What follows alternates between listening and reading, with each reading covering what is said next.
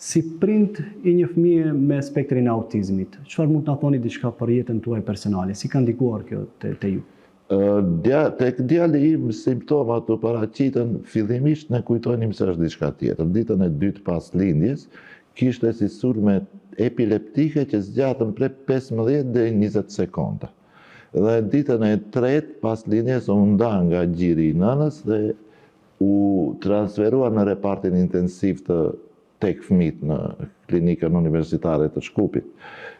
U trajtua me ilaqe antiepileptike, do me thënë duke mos ditur se bëhet fjalë për diçka tjetër, as ekspertët se neuropediatrisë dhe neuropsikologjistë në klinikat e Shkupit, po besoj që askund në botë në moshë aq të re nuk I jetojnë dot këto simptoma.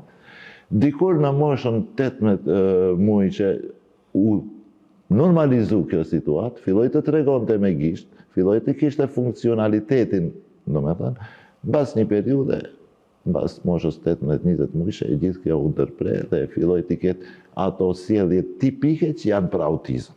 Edhe u ndërpre madje edhe komunikimi verbal tek djali im. Filloi të mos flas pra asnjë fjalë, siç është edhe sot 15 vjeçar.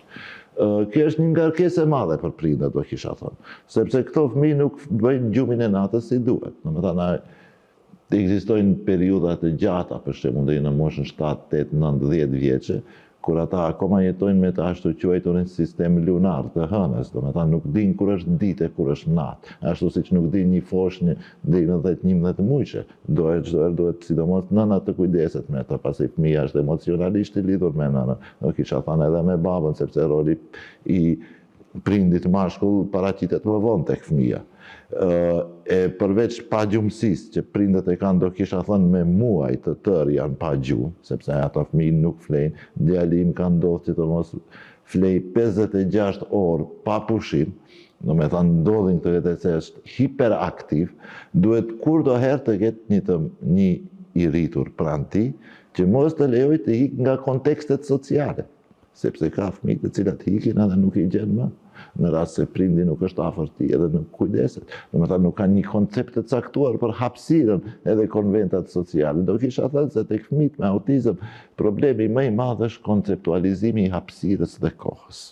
Domethënë konventat sociale që faktikisht ne I kemi shpik, njerëzit I kanë shpik. Sepse po të marrim gjallësat e tjera, botën shtazore edhe bimore, dhe ato kanë një konvent të caktuar, por nuk kufizohet me një vetëdijsim aq të lartë siç është e njerëzit. Ato I kemi kudo.